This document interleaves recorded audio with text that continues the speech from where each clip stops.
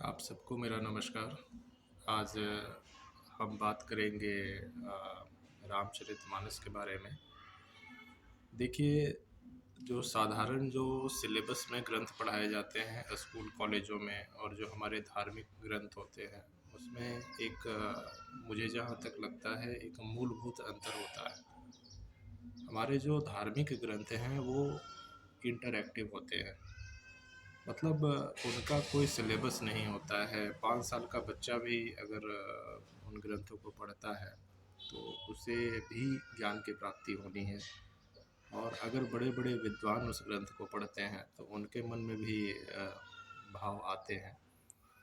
तो इन ग्रंथों के पास अगर कोई भी व्यक्ति जाता है, इनको पढ़ता है, तो निस्संदेह उसको लाभ होना है। जबकि अगर हम बात करें अ, जो स्कूल कॉलेजों में जो चीज़ें पढ़ाई जाती हैं, तो उनका एक क्रम निश्चित होता है। जैसे कोई विद्यार्थी अगर 5वीं छठी क्लास का है, तो उसकी क्लास में कभी भी Kepler law of planetary motion, जो केपलर का ग्रहों की गतिकी का सिद्धांत है, वो नहीं बताया जाएगा। वो तभी उनको मालूम होगा जब वो क्लास 10th के ऊपर आएंगे।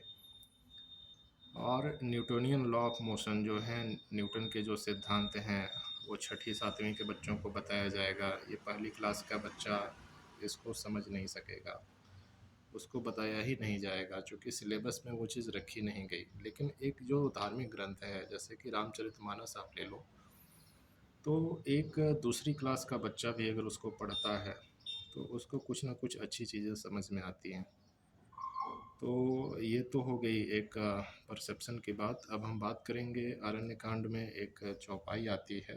ये चौपाई दरअसल राम गीता का एक हिस्सा है। अरण्यकांड में लक्ष्मण जी ने कुछ सवाल पूछे थे भगवान श्री राम से, और भगवान राम ने उनका उत्तर दिया था, तो उसको राम गीता कहा जाता है। तो उसमें उसकी शुरुआत में ही भगवान श्री राम ने एक चौपाई कही कि थोरेहु मह सब कहूँ बुझाई, सुनहु तात मति मन चितलाई। तो आप देखिए यहाँ पे खूबसूरती इस ग्रंथ के आप देखें। अगर कोई व्यक्ति जो कि ज़्यादा पढ़ा लिखा नहीं है, या फिर जो केवल सतही तौर पे चीज़ों को पढ़ रहा है, जो पाठ कर रहा है, वो यही समझेगा इसका शाब्दिक अर्थ जो है कि भाई देखो, मैं बहुत कम शब्दों में अपनी बात आपको समझा रहा हूँ, आप बस समझ लो। तो ये तो हो गई सतही तौर पे जो जानकारी इस चौपाई को पढ़ने से मिलती है। अब आप आइए इसकी डीप मीनिंग की तरफ। हो रेहूँ मह सब कहूँ बुझाई, मतलब स्पष्ट है कि मैं थोड़े में ही कोई बात कहूँगा। इसका साफ मतलब है कि आगे कोई न कोई सूत्र कहा जाने वाला है। सुनहु तात, तात का मतलब हो गया एक आदरपूर्ण संबोधन है, जैसे हम लोग छोटे भाइयों को संबोधित करते हैं। तो छोटे बड़े सबके साथ आप इसे इस्तेमाल कर सकते हैं। अवधी लैंग्वेज का ये शब्द है। और सुनहु तात मति मन चितलाई, मति मतलब होता है इंटेलिजेंस, जो हमारी बुद्धि होती है। और मन का मतलब तो माइंड है, आप जानते हैं। चित्त का मतलब होता है माइंड स्टफ, मतलब हमारे दिमाग में कुछ ना कुछ चीज़ें चलती रहती हैं। तो इसको चित्त वृत्ति कहते हैं, या फिर इसको चित्त कहते हैं। चित्त को आप एक तालाब मान सकते हो। तालाब में अगर आप कोई चीज़ को फेंकोगे, तो आप देखेंगे कि वहाँ पे लहरें उठ रही हैं। तो ये चित्त वृत्तियाँ होती हैं। चित्त को अगर आप सरोवर मान लो, तालाब मान लो। और इसके साथ एक और चीज़ होती है, वो होता है अहंकार, जिसको ईगो कहा जाता है। तो इस सूत्र में एक्चुअली ये बताया गया है कि ह्यूमन कॉन्शसनेस काम कैसे करती है, मतलब हम लोग चीज़ों को कैसे समझते हैं। तो ह्यूमन कॉन्शसनेस जो होती है, उसको हमारा जो प्राचीन यौगिक साहित्य है, उसको कहा गया है अंतःकरण चतुष्टय। मतलब the internal composition, it is made up of 4 elements, 4 तत्वों से मिलकर के बना है। जो हमारा सोचने का मैकेनिज़्म है कि आदमी सोचता कैसे है, तो 4 चीज़ें शामिल हैं इसमें। एक तो माइंड, और दूसरा intelligence, mind stuff and ego. ये आपका हो गया। एक तो हमारा दिमाग हो गया, मन, चित्त, चित्त वृत्तियाँ और अहंकार, ये 4 चीज़ें हैं। अब ये चारों चीज़ें हमें किसी चीज़ को समझने में मदद करती हैं।